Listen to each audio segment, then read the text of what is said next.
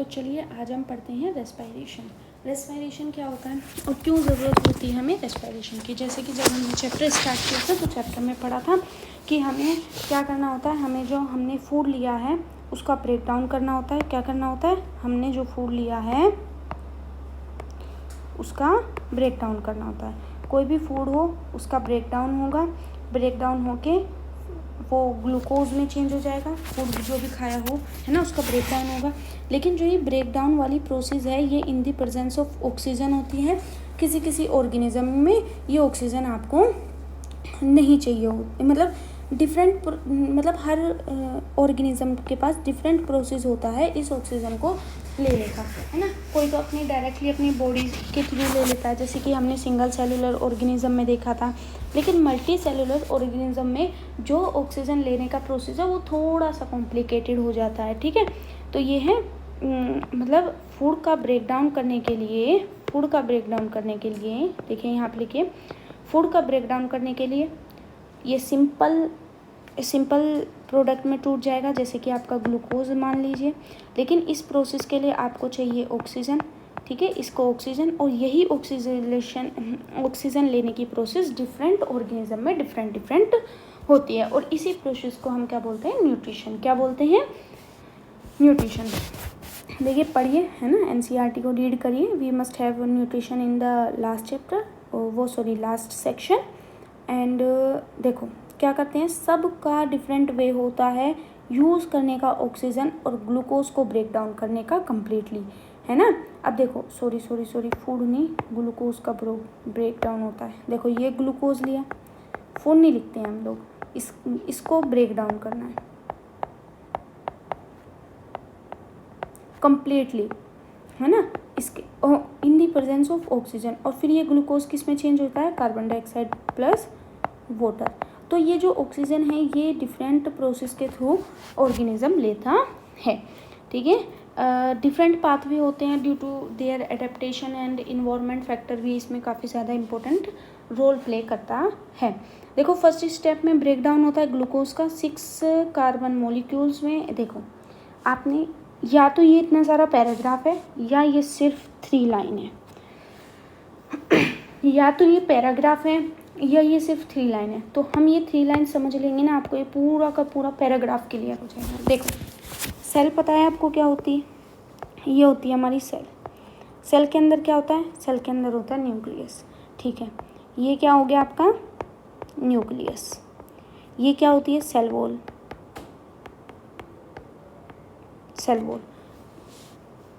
ये क्या होता है, यहाँ पे बहुत सारे माइटोकॉन्ड्रिया पाई जा रही है आपकी, क्लोरोप्लास्ट पाया जाता है, वैक्यूलोस पाए जाते हैं, डिफरेंट टाइप के आपके ऑर्गेनल्स पाए जाते हैं। लेकिन इसको क्या बोलते हैं, इसको बोलते हैं साइटोप्लाज्म। क्या बोलते हैं, साइटोप्लाज्म, ठीक है। सबसे पहले क्या करोगे, सबसे पहले आपने ग्लूकोज लेना है। ग्लूकोज का फॉर्मूला आपको पता है ना, C6 होता है पहले, CHO, इस टाइप का फॉर्मूला होता है, ठीक है।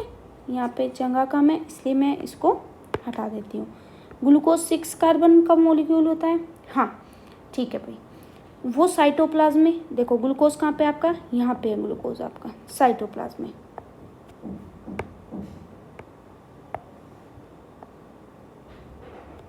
कहाँ पे है आपका ग्लूकोज, साइटोप्लाज्म में। अब क्या होगा, साइटोप्लाज्म में रिएक्शंस होती हैं, ठीक है। ये रिएक्शन आप क्लास 11th में पढ़ोगे, रेस्पिरेशन वाला चैप्टर होगा आपका, उसमें पढ़ा जाएगा। लेकिन यहाँ पे आप बस एक बात समझो, ये जो ग्लूकोज है ये साइटोप्लाज्म में, अब सेल से ही बनी है ना आपकी पूरी बॉडी, है ना। अब ये मत पूछना कि स्टोमक से, ये यहाँ कैसे पूछा, सेल की बात कर रहे हैं हम। साइटोप्लाज्म में ही ये चेंज हो जाएगा पाइरूवेट एसिड में, जो कि किसका है, 3 कार्बन का। अभी आपको सिर्फ इतना ही याद करना है, पाइरूवेट आपका 3 कार्बन मॉलिक्यूल्स होता है और प्लस एनर्जी आपकी रिलीज करता है, वेरी इंपॉर्टेंट। इसके बाद क्या होगा, ठीक है। देखो आगे पढ़ते हैं। ये आपका 3 कार्बन का मॉलिक्यूल्स होता है और एनर्जी। अब देखो साइटोप्लाज्म में ये होने के बाद अब इस पायरुवेट एसिड के पास, मतलब पायरुवेट के पास 3 ऑप्शन है। देखो, अगर इसको ऑक्सीजन मिल गई, अगर देखो इसके पास ऑप्शन क्यों बने, इसके पास ऑप्शन इसलिए बने ड्यू टू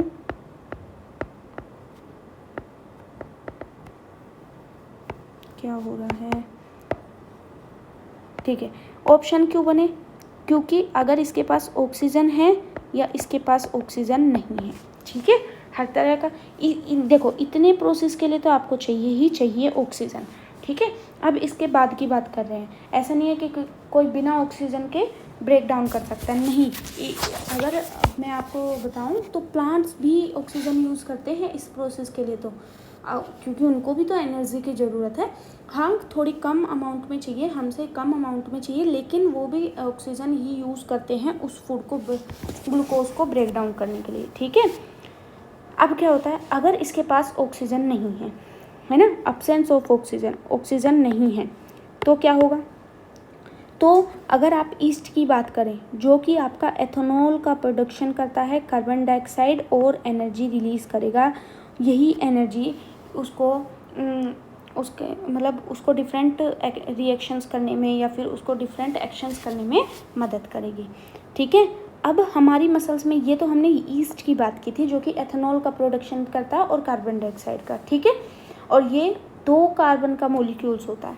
अब दूसरी बात करते हैं, ये थी फर्स्ट। सेकंड पॉइंट है, अगर आप अपनी मसल्स की सेल देखो तो अगर उनको ऑक्सीजन नहीं मिला, देखो इस प्रोसेस के लिए तो ऑक्सीजन चाहिए ही चाहिए, इसके बाद में 3 केसेस बनते हैं। सबसे पहला ऑक्सीजन नहीं है, ईस्ट की बात करें, ईस्ट एक बैक्टीरिया होता है, उसकी बात कर रहे हैं, तो ethanol, carbon dioxide plus energy.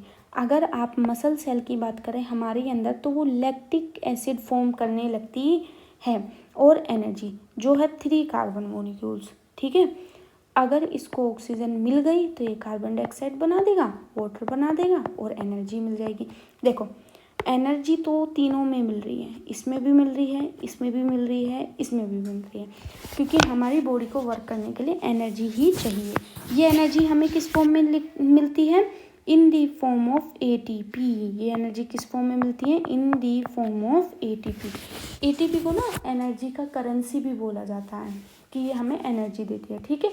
ये पूरा का पूरा पैराग्राफ सिर्फ इन 3 लाइंस में कवर था, ठीक है। तो ये पूरा पैराग्राफ एक बार रीड कर लेना। कहाँ पे होती है प्रोसेस, साइटोप्लाज्म में होती है। और जो इम्पोर्टेंट पॉइंट है, आपके पायरुवेट किस में चेंज हो जाता है, आपका पायरुवेट चेंज हो जाता है एथेनॉल में और कार्बन डाइऑक्साइड में इन द ईस्ट, ठीक है। इससे हमेशा बहुत हाई चांसेस रहते हैं क्वेश्चन आने के, ठीक है,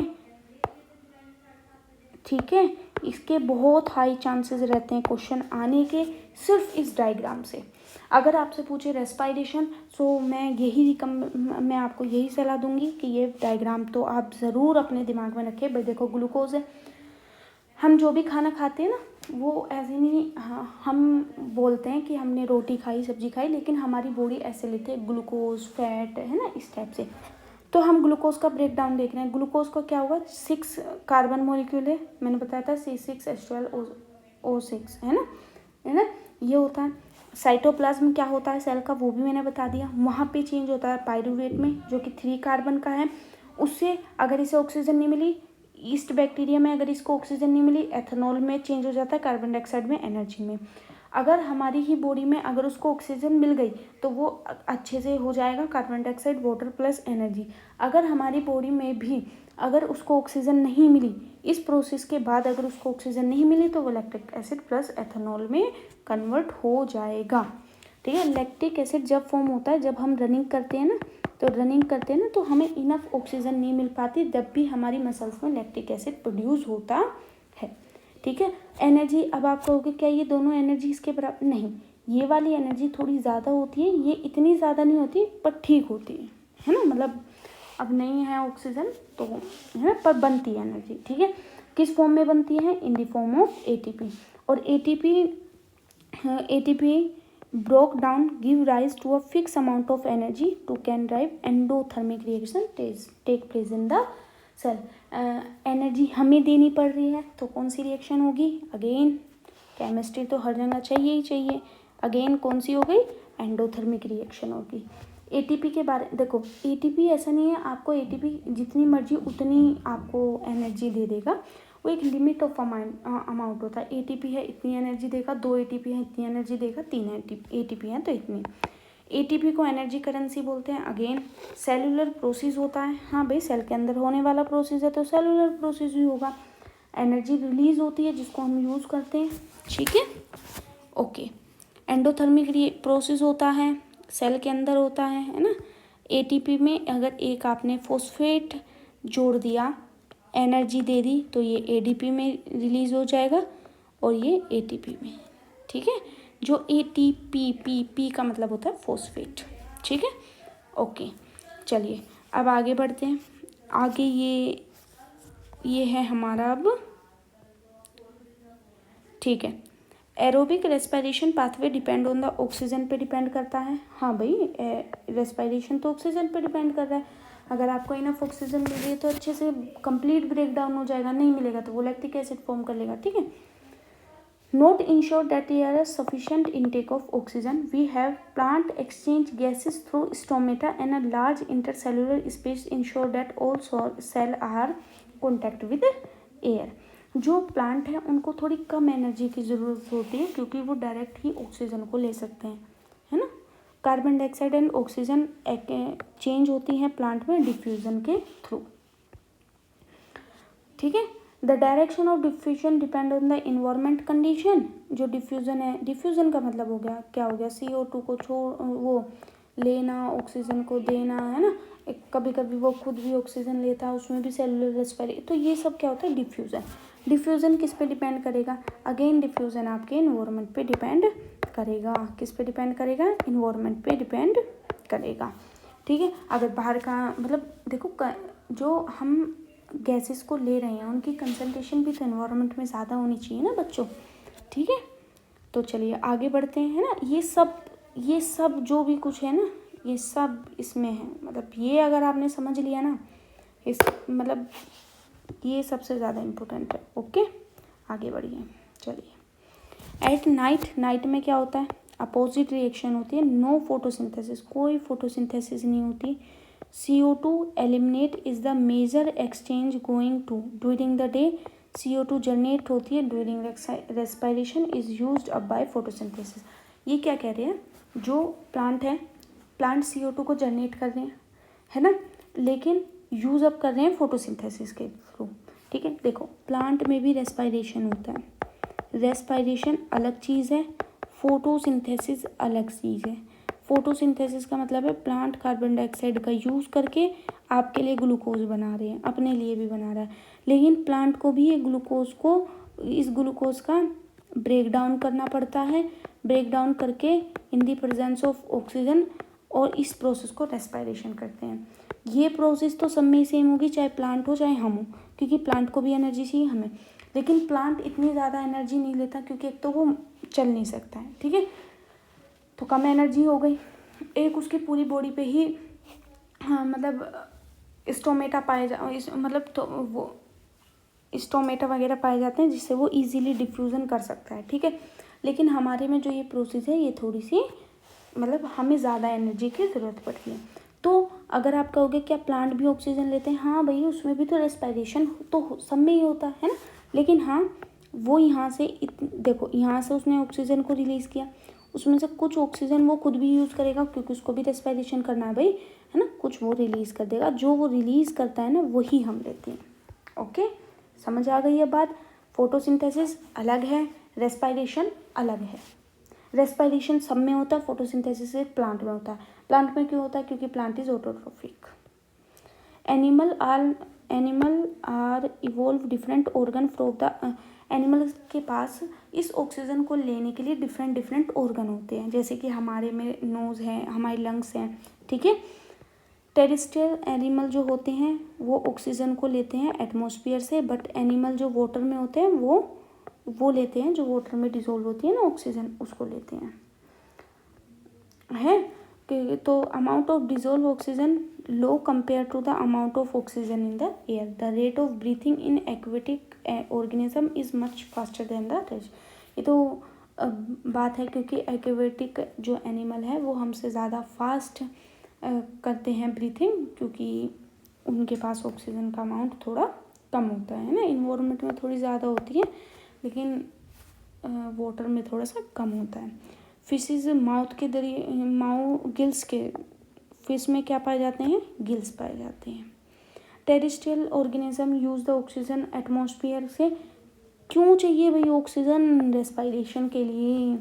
the oxygen is absorb by different organ in different animal, और इनका सरफेस एरिया भी इंक्रीज होता है। ठीक है,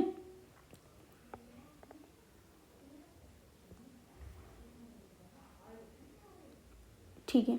अब ह्यूमन्स पे आ जाते हैं। ये थोड़ा सा कुछ है कि मतलब जहाँ से भी आप ऑक्सीजन लेते हो उसको, उस एरिया को प्रोटेक्टेड रखा जाता है जिससे कि वो डैमेज वगैरह ना हो जाए। ह्यूमन्स की बात करें, ह्यूमन्स की बात करते हैं। चलिए, in human being air is taken into the body through the nostrils. ये रहे नोस्ट्रिल्स, ब्लैक पेन ले लेते हैं। Nostrils, the air pass through the nostrils is filtrated by the fine hair of the line paces. जो हमारी knows होती है ना, उसमें जो हेयर होते हैं ना, वो क्या वर्क करते हैं? वो फिल्ट्रेशन करते हैं आपके एयर का, जिससे कि कोई बैक्टीरिया वगैरह हमारे लंग्स में ना चला जाए। अगर वो ना हो तो लंग्स में बैक्टीरिया वगैरह जाके उसको डैमेज कर सकते हैं। ठीक है, the passage is also linked with the mucus which help in the process. Mucus भी होता है। From here the air pass through the throat and into the lungs. ठीक है, देखो सबसे पहले ये नेसल पैसेज हो गया, ये आपकी माउथ कैविटी हो गई, यहाँ से जाएगा, यहाँ से जाएगा। ठीक है, ये हो गया आपका फेरिंग्स और ये हो गया आपका लैरिंग्स और ये होगी आपकी ट्रैकिया। फेरिंग्स और लैरिंग्स के बारे में एक बात है जो अभी बताती हूँ मैं, पढ़ते हैं आगे। पहले हम rings of cartilage are present in the, देखो जो ये इस टाइप से पाए जा रहे हैं ना, इनको बोलते हैं कार्टिलेज। मतलब ये बोन्स के नहीं बने होते। कार्टिलेज पता है किसे बोलते हैं?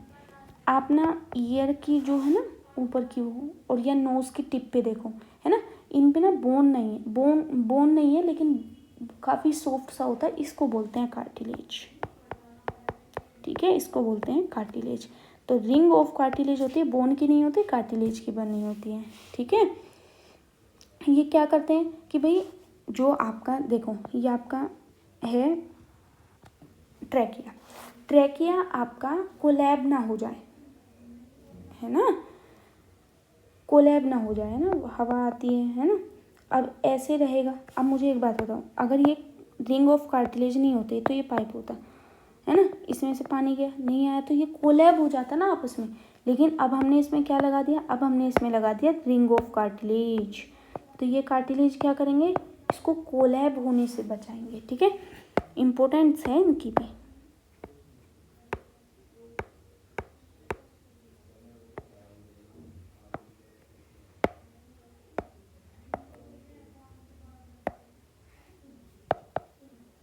ठीक है, चलिए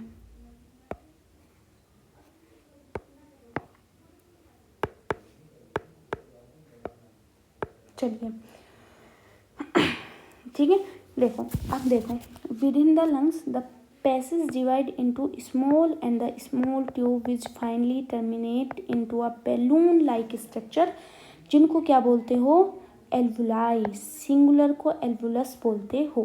देखो मैं क्या बता रही हूँ, देखो ये फेरिंग्स है, ठीक है, ये लैरिंग्स है। फेरिंग्स कॉमन पैसेज होता है आपकी ट्रैकिया के लिए भी है और आपके फूड पाइप के लिए। अब आप कहोगे क्या हमारा खाना ऐसे फूड पाइप की जगह नहीं जाए? और हाँ, ये जो ट्रैकिया होता है ना, ये ऊपर की साइड होता है और जो आपका फूड पाइप है ना, वो ऐसे नीचे की साइड होता है। ठीक है, ये बात का ध्यान रखना। ठीक है, अब मुझे एक बात बताना, ये है आपका फेरिंग्स। फेरिंग्स दोनों में होता है। देखो फूड पाइप भी, फूड भी यहीं से जा रहा है और आपका जो एयर है वो भी यहीं से जा रही है। तो क्या होता है, ये ना एक दूसरे को रोक लेते हैं। क्या होता है यहाँ पे ना वो पाए जाते हैं, मैं भूल गई, गेट टाइप के पाए, मतलब जो एक दूसरे के साथ ना जाने के, उनको बोलते तो हैं। ठीक है, एक, ठीक है। तो मैंने दोनों का कॉमन पैसेज कौन है, फेरिंग्स। फेरिंग्स के बाद यहाँ से इसी फ्लैप के लिए ऐसे होते हैं, इस टाइप का फ्लैप होता है जो इनको फूड पाइप में जाने से रोकता है ना, यहाँ पे मिलता है, ठीक है। एपिग्लोटिस बोलते हैं शायद, है ना। एक बार मेरे दिमाग से निकल गया, एक बार आप चेक ज़रूर करना। ये है लैरिंग्स। फिर आ जाता है जो एयर का अभी हम पढ़ रहे हैं, वो आ जाती है आपके लैरिंग्स में। लैरिंग्स के बाद ये ट्रैकिया। ट्रैकिया पे कार्टिलेज पाए जाते हैं। बोन्स नहीं बनी होती है, किसकी बनी होते हैं, कार्टिलेज के। कार्टिलेज के क्यों, जाके कोलैप्स ना कर पाए। फिर ये डिवाइड हो जाते हैं राइट और लेफ्ट में, ठीक है, राइट और लेफ्ट में। देखो ये राइट और लेफ्ट क्या है, फिर ऐसे गए, ऐसे हुआ, फिर और ज़्यादा फाइन, और ज़्यादा फाइन, और मतलब जैसे आपने रूट देखी है ट्री की, हाँ बिल्कुल सेम उसी तरह की ये होती हैं। फिर उसके बाद जब आप लास्ट में आओगे तो लास्ट में आपको मिलेगा, देखो कैसे होता है, ब्रोंकी, ब्रोंक्यूलस, है ना। लास्ट में जब आप आओगे तो आपको इस तरह का मिलेगा जिसको बोलते हो एल्वुलाई। क्या बोलते हो, एल्वुलाई। ये होते हैं लंग्स। और लंग्स हमारे किससे कवर होते हैं, आपके रिब केज से, रिब केज से वो कवर होते हैं, है ना, ताकि डैमेज ना हो। अगर सोचो रिब केज ना हो तो मतलब कोई भी डैमेज, ऐसे तो डैमेज हो सकते हैं, इसलिए रिब केज से अच्छे से आपके लंग्स कवर अप होते हैं। Alveoli produce a surface. Alveoli ही वो जगह है जहाँ पे एक्सचेंज ऑफ वो गैस होता है। अब आप कहोगे एक्सचेंज ऑफ गैस, हाँ एक्सचेंज ऑफ गैस होता है। यहीं से आपकी कार्बन डाइऑक्साइड शरीर के बाहर जाती है और ऑक्सीजन अंदर आता है, ठीक है। तो एक्चुअल में जो साइड है ना आपके गैसेस एक्सचेंज की, वो है आपकी एल्वुलाई। याद रखना, क्वेश्चन इंपॉर्टेंट है। The wall of the alveoli contain N intensive network of blood vessel. यहाँ पे ना बहुत सारी ब्लड वेसल भी पाई जाती हैं, ठीक है। और वो क्या करती हैं, देखो आपकी बॉडी है, आपकी बॉडी ऑक्सीजन को यूज़ करेगी जिससे मतलब एनर्जी होगा, लेकिन आपके हर बॉडी पार्ट से कार्बन डाइऑक्साइड निकलेगा। उस कार्बन डाइऑक्साइड को ब्लड वेसल्स इकट्ठा करके एल्वुलाई में ले आएगी। एल्वुलाई से कार्बन डाइऑक्साइड को बाहर निकाल के ऑक्सीजन ले आएगी, फिर से ले जाके आपके बॉडी के ऑर्गन्स को दे देगी। इस सिस्टम को बोलते हैं सर्कुलेटरी सिस्टम, और इसमें आपका हार्ट वर्क करता है, ठीक है। अभी हम ये अभी पढ़ेंगे, नेक्स्ट टॉपिक ये हमारा, लेकिन अभी हम ये पढ़ रहे हैं कि एल्वुलाई में कैसे चेंज होती है गैसेस, ठीक है। As we have see in the earlier, we breathe in, we left our ribs and flatted our diaphragm, ठीक है। ब्रीथिंग लेते हैं तो रिब्स आपकी ऊपर की तरफ होती है ना, और chest cavity become large as the result. Chest cavity आपकी बड़ी हो जाती है, डायफ्राम आपका फ्लैटेड हो जाता है। Because of this air is sucked into the lungs and fill expand हो जाती है। अगर आपकी एयर अंदर आएगी तो ये चीज़ क्या हो जाएगी, आपकी एक्सपेंड हो जाएगी, ठीक है। क्या हो जाएगी, एक्सपेंड, है ना। देखो इस ध्यान से देखो, ठीक है। यहाँ से एयर अंदर आई तो ये देखो इनके अंदर आई, एयर आई आपकी इनके अंदर, फिर क्या होगी, ये चीज़ आपकी एक्सपेंड कर जाएगी, ठीक है। मतलब ये जो वॉल्स हैं, ठीक है। ओके, आगे बढ़ते हैं। ब्लड क्या लाता है, कार्बन डाइऑक्साइड पूरी बॉडी से लेके आता है और रिलीज कर देता है एल्वुलाई में। एल्वुलाई उसको ऑक्सीजन देती है, फिर से वो सारे बॉडी पार्ट को ऑक्सीजन दे रहे हैं। अब सब चीज़ को एनर्जी तो चाहिए ना, वर्क करने के लिए एनर्जी चाहिए, तो उनको ऑक्सीजन चाहिए ब्रेक डाउन करने के लिए, यस, ठीक है। Blood into the alveoli blood vessel to transport all the cell of the body, यानी कि यहाँ पे आया, यहाँ पे पूरी बॉडी का ब्लड कार्बन डाइऑक्साइड लेके आया, इम्प्योर ब्लड जिसे बोलते हो आप, यहाँ से प्योर करके फिर से ले गया पूरी बॉडी में, ठीक है। तो जो साइड है जिस पे एक्चुअली ट्रांसपोर्टेशन, मतलब जिस पे जो फिल्ट्रेशन हो रहा है आपका, वो है एल्वुलाई। आगे बढ़ते हैं। During the breathing cycle when air is taken in and left out the lungs always contain a residual volume, ठीक है। हम अब ऐसा नहीं आपने एकदम से एयर ली, एकदम से छोड़ दी, तो आप सारी की सारी एयर बाहर नहीं छोड़ते हो, आपके लंग्स में कुछ ना कुछ एयर रहती है, वरना तो आपका लंग्स कोलैप्स हो जाता है ना, है ना। बैलून थोड़ी है, हम ऐसे नहीं हो जाता बिल्कुल, है ना। तो थोड़ा सा बेसिक सी बातें, उसमें कुछ अमाउंट ऑफ वो गैस, वो कुछ अमाउंट ऑफ एयर रहती है जिसको बोलते हैं रेजिडल वॉल्यूम। ठीक है। When the body size of the animal large, the diffusion pressure also cannot take care of oxygen delivered to all part of the body. देखो, अगर आपकी बॉडी का साइज एनिमल का बड़ा है तो diffusion pressure also can not take care of oxygen deliver to all part of the body. ठीक है। Respiration pigment take up oxygen into the air lungs. हाँ, अब मुझे एक बात बताओ, खाली ऑक्सीजन थोड़ी जाएगी भाई। ऑक्सीजन और कार्बन डाइऑक्साइड का ट्रांसपोर्ट करने के लिए कुछ हमें ऐसा चाहिए। देखो, इनकी ना अगर आप नीड को समझोगे तब आपको ये सब। अब मुझे एक बताओ, मैंने आपको ऑक्सीजन दी, मैंने आपको कार्बन डाइऑक्साइड दी, क्या आप उनको हाथ में पकड़ के ले जा सकते हो कि लो ब्रेन तुम्हें ऑक्सीजन लेके आया हूँ, लो अपना कार्बन डाइऑक्साइड मुझे दे दो, मैं फिर से तुम्हें, नहीं है ना। कुछ तो चाहिए ना जो इनको ट्रांसपोर्ट कर सके, कुछ तो ऐसा होगा ना जो ऑक्सीजन को अपने साथ रख सके। फिर मतलब एक बस टाइप की मान लो, है ना, जो ऑक्सीजन को ले जाए कार्बन डाइऑक्साइड ट्रांसपोर्ट के लिए। तो वो चीज़ क्या है, आपका ब्लड, यानी कि हीमोग्लोबिन। ठीक है, देखो ये लिखा। ठीक है। Respiratory pigment take up oxygen. Respiratory, और उसको क्या बोलते हैं, रेस्पिरेटरी पिगमेंट। रेस्पिरेटरी क्यों, क्योंकि वही CO2 और उसका आपका रेस्पिरेशन वो कर रहा है, ट्रांसपोर्ट कर रहा है। ठीक है। और ह्यूमन में रेस्पिरेटरी पिगमेंट क्या होता है, आपका हीमोग्लोबिन, है ना। Very high affinity of oxygen. Haemoglobin के पास इतनी पावर होती है कि वो ज़्यादा से ज़्यादा ऑक्सीजन अपने पास रख सके। The pigment present in the red blood carpals, जो आपके रेड ब्लड कार्पल्स होते हैं, जिसको आप RBC भी बोल सकते हो, है ना, उनके पास होती है ये पावर। ये पिगमेंट उनके पास होता है, हीमोग्लोबिन होता है, जिससे कि वो ज़्यादा ऑक्सीजन अपने पास रखें। Carbon dioxide is more soluble in water than oxygen, it is more ये। ठीक है। स्मोकिंग से क्या है, lungs cancer is one of the common death in the world, the upper part of the respiration. देखो ये क्या कह रहे हैं, देखो अगर कोई स्मोकिंग करता है तो क्या होता है, यहाँ पे आपके इसमें ना हेयर लाइक सेल्स पाई जाती हैं।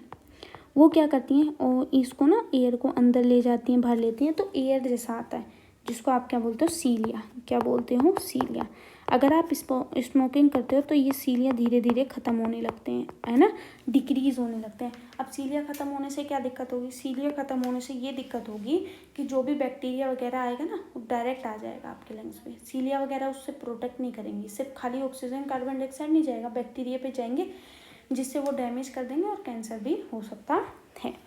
ठीक है। ये भी पूछ सकते हैं वो आपसे कि भाई स्मोकिंग से क्या होता है। ये नहीं लिखोगे स्मोकिंग से लंग कैंसर होता है, एक्चुअल फैक्ट लिखना कि सीलिया डैमेज हो जाते हैं, जो कि रिमूव करते हैं आपके डस्ट को, रिमूव करते हैं हार्मफुल पार्टिकल्स को। लेकिन smoking destroy the hair due to the germs and the harmful chemical enter into the lungs and cause infection, cough and the even lungs cancer. ठीक है। ये सब चीज़ें हो गई आपकी। ठीक है। एल्वुलाई की surface spread out if it cover 80 metre square. ठीक है। ठीक है, ये तो डिफ्यूजन। देखो अब मैं आपको एक चीज़ और बता रही हूँ। देखो सबसे पहले क्या पढ़ा था हमने, देखो आज हमने रेस्पिरेशन पूरा ख़त्म कर लिया। ये सब ना इसमें देखो, मैं सिर्फ यहाँ पे हम एक बार एक चीज़ देख लेते हैं, ये चैप्टर एक्चुअली में चल कैसे रहा है।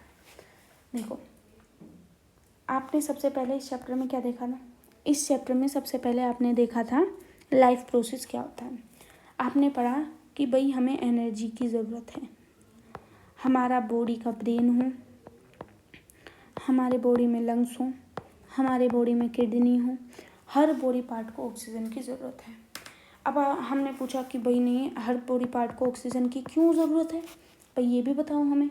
क्योंकि जो भी हम ग्लूकोज लेते हैं या जो भी हम फूड खाते हैं उसका ब्रेकडाउन ज़रूरी है सबसे पहले तो। ठीक है। जो भी फूड खा रहे हैं उसको पहले छोटे छोटे करना है। इसका काम करता है हमारा कौन सा सिस्टम पढ़ा था हमने, डाइजेस्टिव सिस्टम। डाइजेस्टिव सिस्टम इसको ब्रेक डाउन करेगा। अब डाइजेस्टिव सिस्टम के बाद हमें इसे ब्रेक डाउन करके इन दी प्रेजेंस ऑफ ऑक्सीजन हमें एटीपी चाहिए। एटीपी यानी कि एनर्जी चाहिए। ऑक्सीजन क्यों चाहिए? क्योंकि ऑक्सीजन की प्रेजेंस में ही कोई चीज़ ब्रेक डाउन करेगी, ग्लूकोज ब्रेक डाउन करेगा। अब आप कहोगे कि ऑक्सीजन चाहिए हमें। ऑक्सीजन लेने की डिफरेंट एनिमल्स के पास डिफरेंट प्रोसेस होते हैं। अगर हम बात करें सिंगल सेलुलर ऑर्गेनिज्म की, वो डायरेक्ट ही इन्वायरमेंट से ले लेते हैं। लेकिन बात करें अगर हम ह्यूमन्स की, तो वो डायरेक्टली नहीं लेते। ठीक है, उनमें एक प्रोसेस होता है जिसको आप बोलते हो रेस्पायरेशन। रेस्पायरेशन में क्या होता है? रेस्पायरेशन में अगर हम बात करें तो हमारे पास होते हैं लंग्स, जो कि ऑक्सीजन। लंग्स में क्या होता है? एल्वुलाई। एल्वुलाई क्या करती है? कार्बन डाइऑक्साइड को बाहर निकालती है, ऑक्सीजन को लेती है। कार्बन डाइऑक्साइड को बाहर निकालती है, ऑक्सीजन को लेती है। अब आपने बोला कि अब ठीक है, कार्बन डाइऑक्साइड को बाहर निकालती है, ऑक्सीजन लेती है। अब मुझे ये तो बताओ, जो मैंने ऑक्सीजन एल्वुलाई से ली, इसको मैं हर बॉडी पार्ट तक पहुँचाऊँ कैसे? कोई चीज़ ऐसी होनी चाहिए ना जो सब में सर्कुलेट करे, है ना। आपके ब्रेन तक भी हो, आपके किडनी तक भी हो, आपके लंग्स तक भी हो, हर चीज़ में हो। तो वो चीज़ है ब्लड, है ना। ब्लड यानी कि रेड ब्लड कार्पल्स यानी कि हीमोग्लोबिन, उसके पास ये पावर होती है। वो अपने ये मानो, ठीक है, ये मानो आपका